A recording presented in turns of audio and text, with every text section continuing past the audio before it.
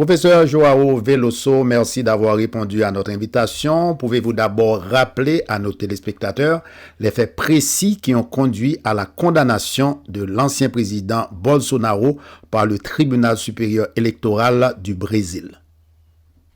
Ça, c'est une question très importante parce que, comme la Cour a annoncé à la répétition pendant les procédures, c'est pas quelque chose qui se passe seulement à la fin de son mandat. Donc, les accusations portaient sur la tentative d'un coup d'État, mais il avait aussi des accusations liées à des atteintes aux institutions démocratiques qui, selon la Cour, a commencé beaucoup plus tôt dans 2020-2021. Il passe seulement lors qu'il a perdu les élections.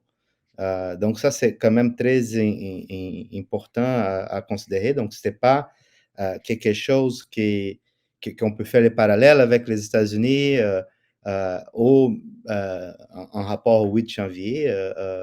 Donc, l'équivalent un peu d'attentat au Capitole américain, mais l'attentat au Congrès et à la Cour suprême, euh, où il avait déjà un nouveau président en place. Et ce n'est pas non plus les derniers mois de son mandat, alors qu'il a perdu les élections et qui a organisé la tentative de coup. En fait, les attentes aux institutions démocratiques, la tentative de coup vient d'avant. On parle des tentatives d'empoisonnement de maintenant président Lula. Il était encore candidat. C'est même avant d'annoncer sa candidature aux élections, en fait. Et aussi des tentatives d'assassinat des juges de la Cour suprême. Donc là, on parle des éléments factuels qui ne sont pas liés comme à l'après les élections, les résultats des élections, mais qui datent même de période où Bolsonaro était encore président de la République. En parlant de cette décision, quel rôle joue le tribunal supérieur électoral dans la préservation de l'état de droit au Brésil et pourquoi cette instance est-elle si centrale dans le processus démocratique dans ce pays?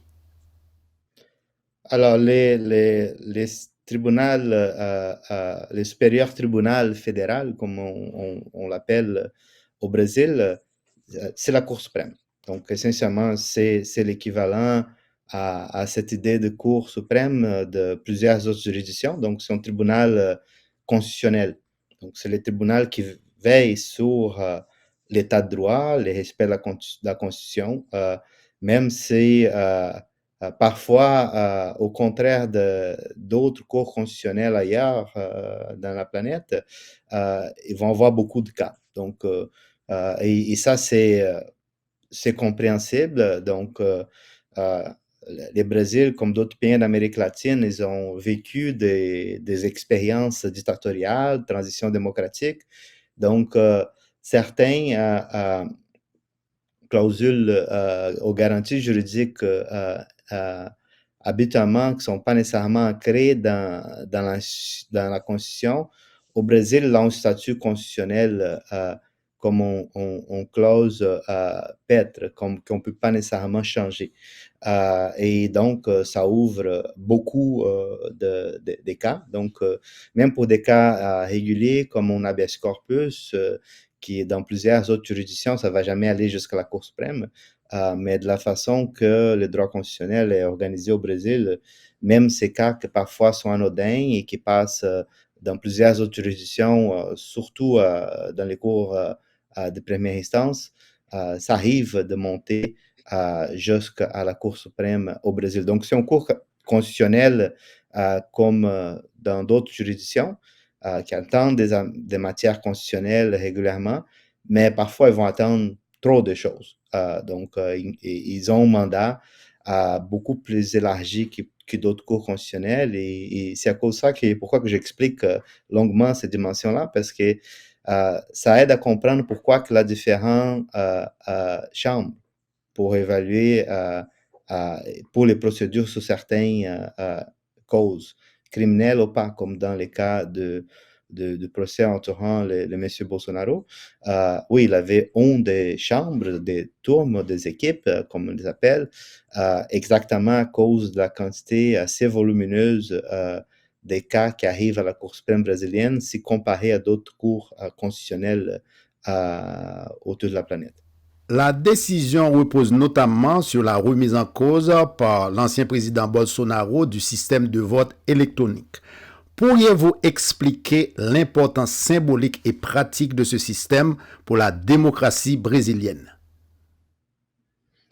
Les votes électroniques, c'est quelque chose qui existe depuis longtemps au Brésil. Donc, quand je dis depuis longtemps, c'est depuis la dernière transition démocratique dans les années 80. Donc, la première élection présidentielle, c'était après la dictature militaire, c'était en 86, 7. Et il n'y avait pas de vote électronique à cette époque-là, mais dès l'élection présidentielle subséquente, ça commençait à avoir des essais des votes électroniques. Donc, en premier moment, dans certaines régions plus peuplées, où les votes électroniques, la comptabilisation des votes d'une façon électronique aurait facilité la comptabilisation et l'annonce des résultats des élections. Donc, ça commençait à avoir déjà des expériences dans les années 90 et dans les nouveaux millénaires, ça est devenu pas mal les standards au Brésil. Donc là, c'est quelque chose assez contrôlé dans le sens qu'il a un contrôle d'identité ferme, vraiment, avec, dans les cas des dernières élections, avec des éléments de biométrie. Donc, il faut avoir les empreintes digitales en plus des pièces d'identité pour avoir accès au formulaire de vote électronique. Donc, ce n'est pas quelque chose on rentre dans un ordinateur en ligne Ah oui. et on se branche. Non, il a un contrôle identitaire assez forte, telle qu'elle est là pour traverser la sécurité dans un aéroport, rentrer dans un pays comme les États-Unis. Donc, on vérifie une pièce d'identité, photo de la personne, biométrie, etc. Donc, oui, il n'a pas de doute sur les contrôles d'identité, sur ces mécanismes-là. Il n'a pas de doute non plus sur, et ça c'est une des questions que Bolsonaro soulignait souvent, sur le fait qu'il n'a pas un reçu sur papier de vote. D'abord, l'idée d'avoir un vote attaché à la personne qui vote, un reçu, une copie par papier, c'est assez problématique dans le sens que les votes sont supposés d'être anonymes, qu'on vous ne devez pas tracer aux personnes qui ont voté. Et il a des raisons historiques sur ça, liées à la violence politique, l'influence des groupes politiques envers certaines communautés, etc. Donc, c'est une protection aux citoyens, le fait que le vote n'est pas anonyme, mais ça ne va pas dire qu'il n'a pas un bulletin de vote comme on avait déjà dans un système purement sur papier. Donc, le système électronique va quand même émettre une fiche de contrôle. Okay, regarde, voici les personnes qui ont voté dans cette urne électronique. Et voilà, et voici les résultats de la votation, qu'on ne va pas associer les résultats aux personnes qui ont voté, comme mécanisme de protection au anonymat de vote, qui c'est aussi une garantie constitutionnelle des citoyens brésiliens qui ont le droit de vote. Et donc, Bolsonaro a toujours questionné cela, comme c'était quelque chose qui aurait rendu les systèmes susceptibles à des fraudes, des problèmes de comptage de vote. Donc, ce n'est pas les mêmes arguments que Trump faisait aux États-Unis pour les systèmes de totalisation des votes. Il disait, regarde, il y a une fraude électorale parce qu'on va utiliser des machines pour comptabiliser les votes et pas nécessairement les personnes.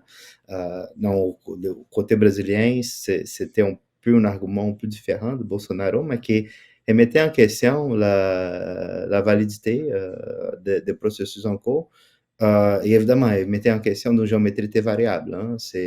Le système, et il marche pas quand il n'est pas convenable. Donc, les groupes politiques de Bolsonaro a élu la plus grande euh, bloc parlementaire et personne ne voulait questionner les résultats des élections qui ont élu plusieurs députés fédéraux. Ils voulaient seulement questionner, ils ne voulaient pas non plus questionner les résultats des élections qui amenaient Bolsonaro à la deuxième ronde des élections. Ils voulaient seulement questionner le fait qu'il n'a pas gagné la deuxième ronde des élections. Donc, Ouais. et Et aucun autre. Mhm. C'est le même système. Les gens ont voté pour les présidents, pour les députés, pour les sénateurs, sénateur, pour les gouverneurs. Ils ont voté pour pas mal pour tout le monde. Mais donc, évidemment, le problème des urnes électroniques, c'était seulement pour Bolsonaro parce qu'il n'a pas gagné. Donc, c'est un peu comme si j'avais un système de urnes électroniques chez moi pour décider qu'est-ce qu'on va manger à chaque soir et il aurait posé des problèmes seulement quand mes enfants n'avaient pas mangé de brocoli. Et il dit, regarde, il a un problème, il a une fraude. Ça, je ne veux pas manger de brocoli aujourd'hui et tout le monde a choisi de manger de brocoli. Mais évidemment, ça ne s'applique pas quand on décide de manger de crème glacée au chocolat. Là, non, ça marche très bien. Tout le monde a décidé de manger de crème glacée au chocolat. Donc, c'est assez anodin. Pendant encore la présidence, avant les élections, le gouvernement Bolsonaro a invité différents représentants consulaires, des ambassadeurs de différents pays, pour dire, regarde, préparez-vous, c'est un système électoral fraudulent. Les urnes électroniques ne marchent pas. Et il a inventé plein de choses. Donc, et ça, c'était vastement documenté à l'époque. J'ai ri un peu parce que c'est assez anodin et incroyable qu'il a cru que ça, c'était pas un attentat aux institutions démocratiques. La décision repose notamment sur la remise en cause par l'ancien président Bolsonaro du système de vote électronique. Pourriez-vous expliquer l'importance symbolique et pratique de ce système pour la démocratie brésilienne? Oui, c'est parce que c'est un système électronique. Donc, essentiellement, euh, comment je peux pas donner, tu sais, je suis pas un informaticien, Mhm.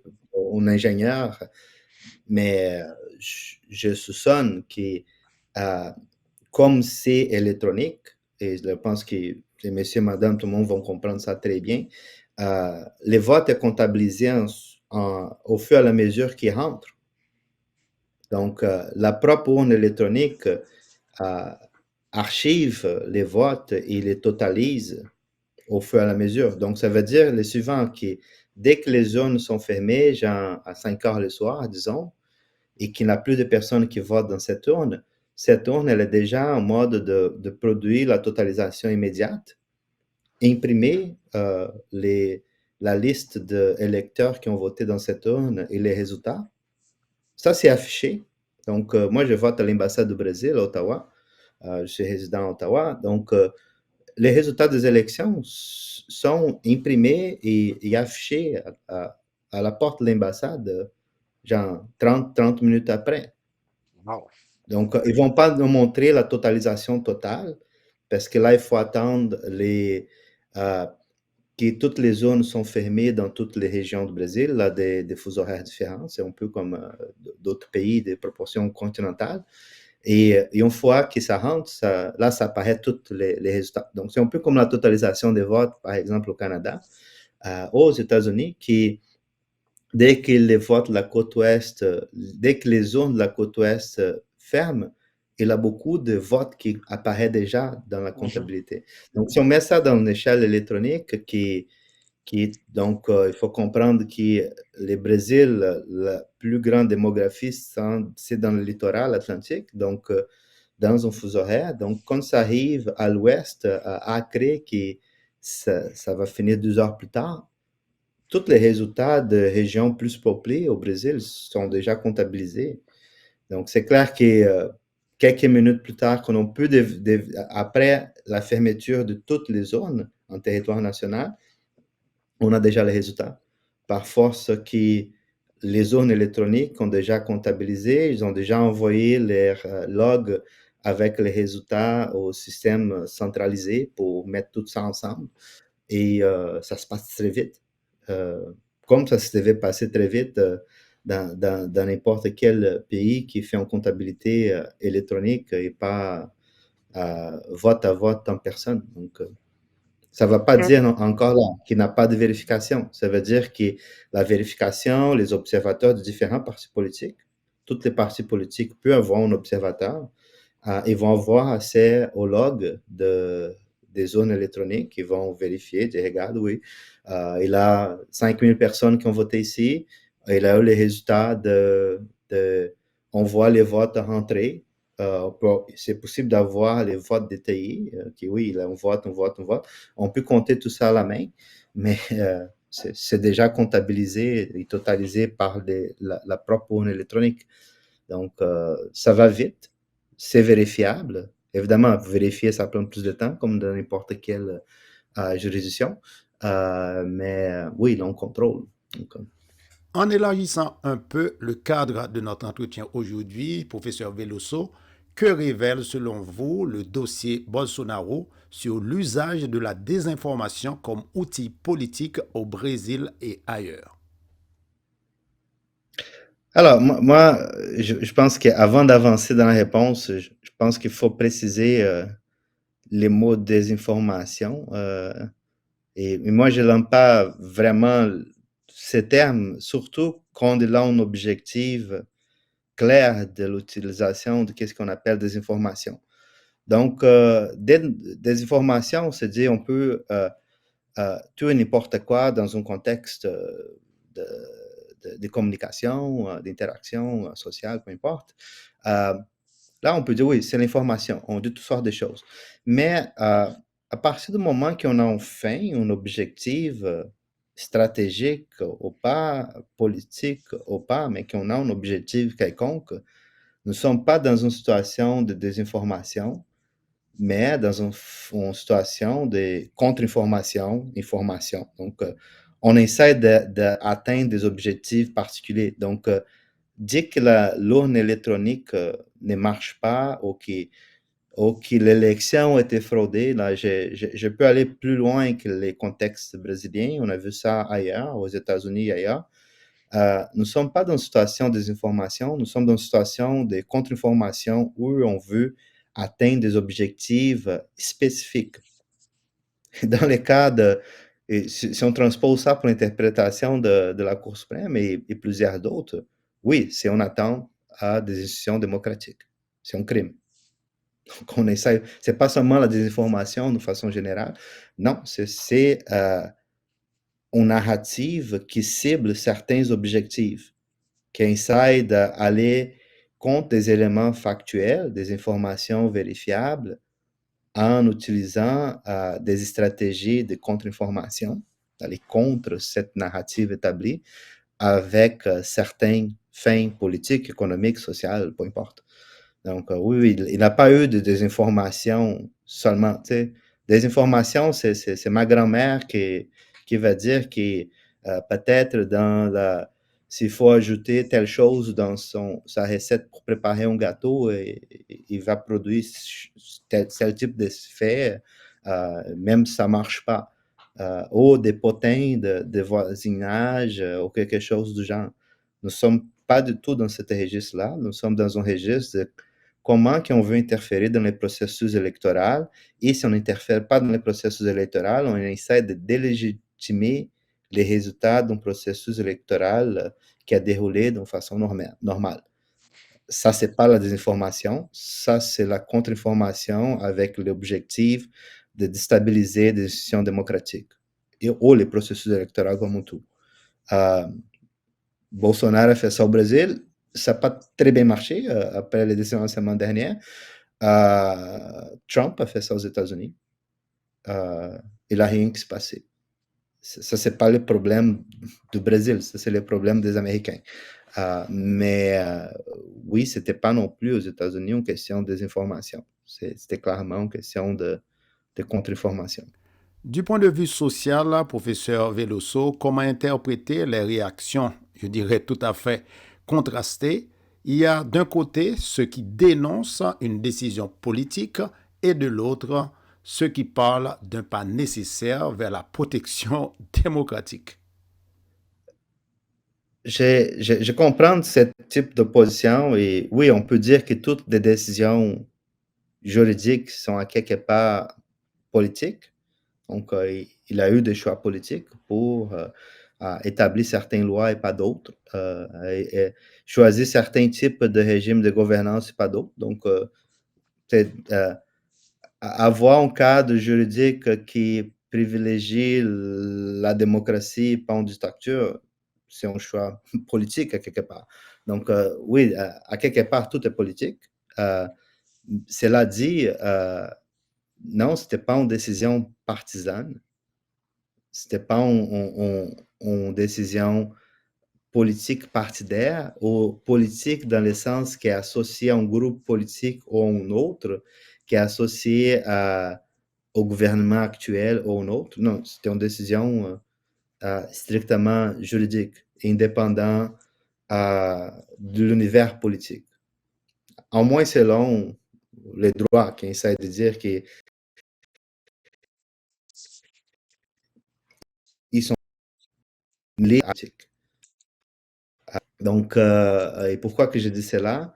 Euh, Parce qu'il n'a pas eu d'ingérence vraiment de différents partis dans ces procédures-là, dans ces causes de façon générale, ou du gouvernement, ou même à l'échelle externe. Donc, il a eu des tentatives d'influence externe de la part notamment des États-Unis, qui, là, je pense que c'est assez clair de dire ça, j'exagère pas, à partir du moment qu'on annule les visas des 4-5 juges et les membres de leur famille, et pas d'autres juges, donc là, 12 juges à la Cour suprême au Brésil, donc on cible certains qui considèrent qu'ils sont pas nécessairement favorables à Bolsonaro.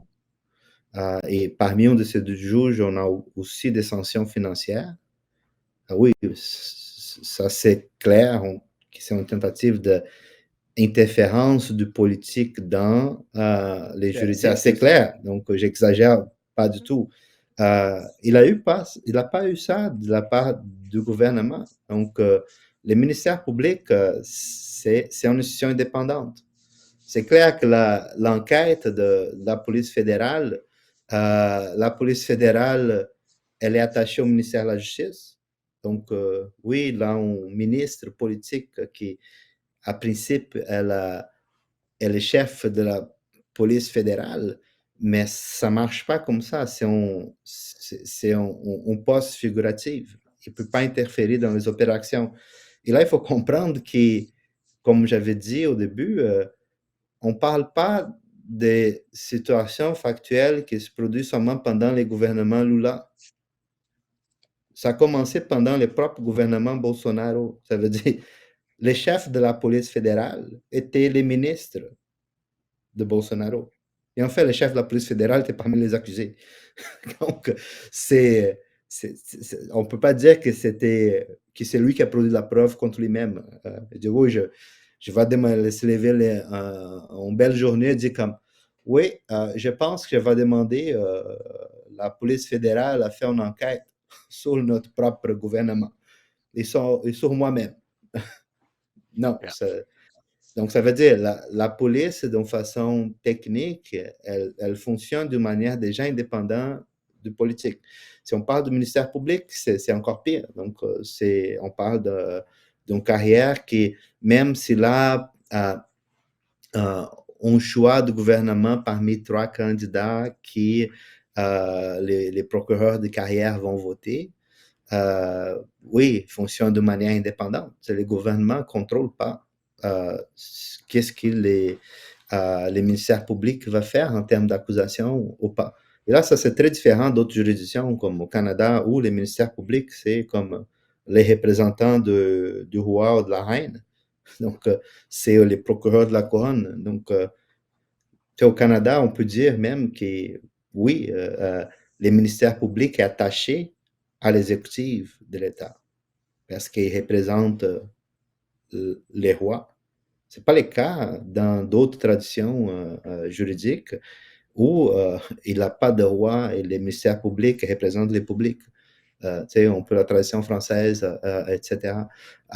Donc, oui, donc, l'indépendance au niveau de la police, l'indépendance au niveau de la poursuite, au niveau de la Cour suprême aussi. Donc, le seul vote d'opposition dissidente, on peut, et on peut dire dissidente entre guillemets, parce que sa position de un des juges de cette chambre-là, un des 5 juges, a dit, regarde, moi je considère pas, je me prononce pas si il est, s'il est coupable ou innocent, Bolsonaro et les autres.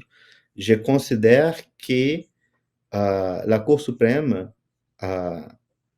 est pas apte à juger cette cause. Ça devait être un autre tribunal à le faire. Donc, il n'a pas dit que Bolsonaro était non coupable. Il a dit que, pour une question procédurale, de compétence, on ne devait pas juger tous ces cas-là. C'est clair qu'il avait déjà juger 400 autres cas de genre associés aux mêmes événements. Mais ça n'a jamais posé le problème. Il a décidé de faire ça il y a 3 jours. Donc, et cette personne-là a été nommée par Dilma Rousseff, qui était la présidente appuyée pour Lula pour le succéder, et qui était, elle était objet d'un processus d'impeachment, etc., etc. Donc, le seul vote, entre guillemets, pro-Bolsonaro vient d'un juge nommé par le gouvernement de gauche. Donc, toutes les autres, en fait, les présidents de cette équipe-là, les juges Alexandre de Moraes, il était en fait nommé par les présidents téméraires, que c'était la personne qui a se bénéficié de l'impeachment de Dilma et que les gens l'accusaient un peu de genre de tentative de coup d'État qui a marché. Donc, ça ne se tient pas à cette idée que le gouvernement Lula ou quelque chose de genre influençait la Cour. Au contraire, la personne qui l'a nommé pour la Cour, entre guillemets, a voté pour Bolsonaro. Donc, Non, pas seulement Bolsonaro, pour tout annuler et arrêter tout ça. D'une façon très étrange, selon la vaste majorité des analystes. Donc, c'est vraiment très farfelu d'essayer de dire qu'il a eu une influence du politique en considérant que toutes les institutions étaient assez indépendantes et la Cour a se prononcé même contre des ingérences, ou là où il y avait des ingérences à partir du gouvernement Trump, la Cour a dit, regarde, on ne va pas se plier à ça, tu sais, nous sommes au cours, on fonctionne de façon indépendante de politique et des influences externes d'autres pays. Donc, ça prend vraiment un grand essai, tentative de détourner complètement des éléments factuels pour essayer de dire qu'ils ont agi au nom de quelqu'un. Tu sais, ça ne marche pas, ça ne se tient pas. En parlant d'ingérence internationale, professeur Veloso, est-ce qu'on peut établir un parallèle avec d'autres démocraties confrontées à des leaders populistes contestant les institutions, comme c'est le cas aux États-Unis ou en Europe? Alors, la question de parallèle, je pense que c'est pas évident de faire ce type de parallèle. Et quand je dis que c'est pas évident, c'est que ça va dans un contexte plus large. Oui, l'Europe a vécu des expériences totalitaires.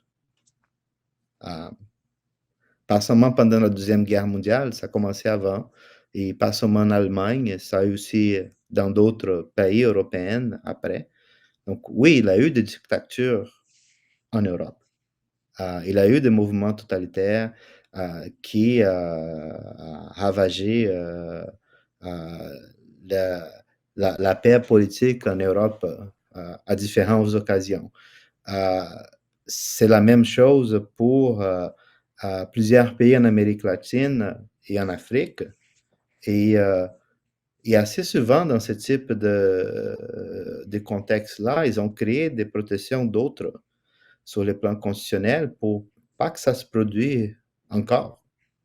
Donc, nous ne sommes pas dans un scénario que, oui, on a fait un genre de constitution à l'époque de la transition de la colonie vers l'indépendance, où on était un peu inquiet du pouvoir du roi qui était de l'autre côté de l'océan, et on garde plus ou moins la même chose. Donc, et là, plusieurs constitutions pas mal plus récentes que l'américaine qui vont clairement baliser euh, la liberté d'expression. Oui, vous avez la liberté d'expression, mais il faut quand même respecter les codes criminels ou la Constitution, ou etc., etc., etc. Donc, on n'a besoin pas de parler de l'Amérique latine, c'est la même chose au Canada. La liberté d'expression au Canada n'est pas absolue. Donc, oui, on peut arrêter quelqu'un pour se prononcer parce qu'il va au-delà de ce qui est acceptable dans un état de droit. Dans d'autres pays, et là, ce n'est pas seulement le cas du Brésil, il y a d'autres cas en Amérique latine, et possiblement là, quelque chose de semblable au Haïti. Donc oui, on ne peut pas dire, ce n'est pas la liberté d'expression de dire qu'on va renverser l'état de droit. Point. Ça me semble assez évident de dire ça, mais pour la vaste majorité de la planète, mais disons que le message, ce n'est pas la même aux États-Unis. Le type de narrative qu'il a aux États-Unis, c'est comme on a un contexte de liberté d'expression plus élastique, et si on passe pas l'étape de les faire, pas de problème.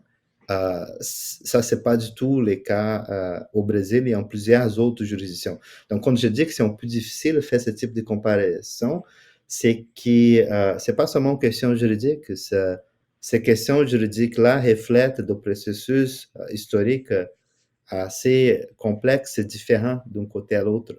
Et qui, oui, certains pays, on a décidé de dire, regarde, je pense que ça suffit d'avoir des coups d'État à la répétition, ici, là, avec l'implication des forces armées, sans implication des forces armées. Donc, c'est à cause de ça aussi que, c'est prévu dans la Constitution brésilienne. Ça, c'est un petit détail qui, parfois, on parle moins souvent dans les cas de condamnation de Bolsonaro et les différentes personnes, notamment celle-là qu'il avait une carrière militaire. C'est prévu dans la constitution brésilienne que s'il a des crimes graves avec des peines imposées graves, 2 ans et plus d'emprisonnement, la cour qui a imposé la peine doit envoyer ces cas-là au tribunal supérieur militaire pour procéder avec l'expulsion des personnes de l'armée et tous les bénéfices. Donc, oui, une fois que toutes les procédures vont finir à la Cour suprême va envoyer ça au tribunal militaire et Bolsonaro ne sera plus capitaine de l'armée.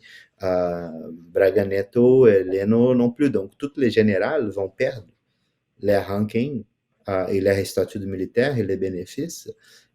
Et ça, ça n'existait pas avant 88. Donc, oui, c'était une constitution après une dictature militaire qui ont dit, regarde, si les militaires essayent de faire des choses un peu étranges et qui se font poigner, ils vont perdre leur statut de militaire. Donc, il n'y a pas quelque chose de genre aux États-Unis. C'était jamais nécessaire d'arriver à ces points-là, de penser, est-ce qu'il faut créer un mécanisme quelconque pour enlever les statuts de militaires des militaires s'ils font des fautes graves contre la société? Ce n'est pas seulement en cas de coup d'État, ça pourrait être un assassinat ou quelque chose du genre. Oui, le Brésil est rendu là après plusieurs dictatures, comme d'autres pays ont décidé de faire la même chose. Enfin, professeur Veloso, quelle leçon peut-on tirer de la condamnation de l'ancien président Bolsonaro pour l'avenir de la démocratie au Brésil, mais aussi pour la défense des institutions démocratiques à l'échelle mondiale? Nous sommes vraiment dans un territoire non exploré dans le contexte brésilien. Il faut se souvenir qu'au contraire d'autres processus de transition démocratique en Amérique latine et ailleurs, euh, au Brésil, dans les cas, pas seulement la dernière dictature militaire, mais d'autres tentatives de coup d'État et dictature militaire, etc. Il a toujours eu un mouvement d'amnistie totale. Donc, on essaye d'amnistier tout le monde, tout le monde est heureux, on passe à d'autres choses et on oublie ce qui s'est passé dans le passé. Euh, je pense, et ça, c'était toujours critiqué par euh, des juristes d'autres pays, des juristes aussi à l'intérieur du Brésil. Mais regarde, qu'est-ce qu'ils font si on peut n'importe quoi, tu sais, et ça semble qu'ils apprennent pas historiquement parce que essentiellement les militaires, et ça c'était mentionné pendant les procédures à la Cour suprême, les militaires qui ont donné les coups d'État au Brésil en 64, ils ont essayé de donner un coup d'État en 55 qui n'a pas marché. Il a eu une amnistie. Et comme 9 ans plus tard, ils ont réussi à faire les coups d'État. Donc là, je pense qu'ils ont changé un peu le langage. Comme il n'y a pas d'amnistie, on va prendre ça un peu plus sérieuse présentement parce que nous sommes rendus ailleurs.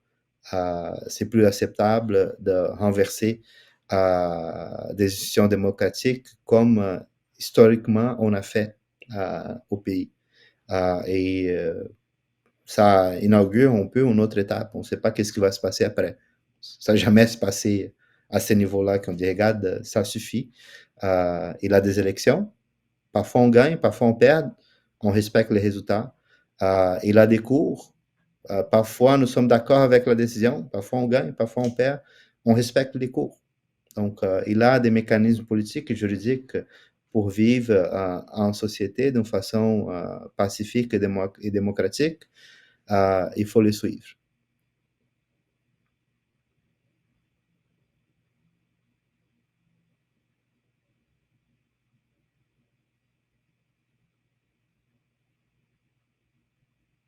Allô?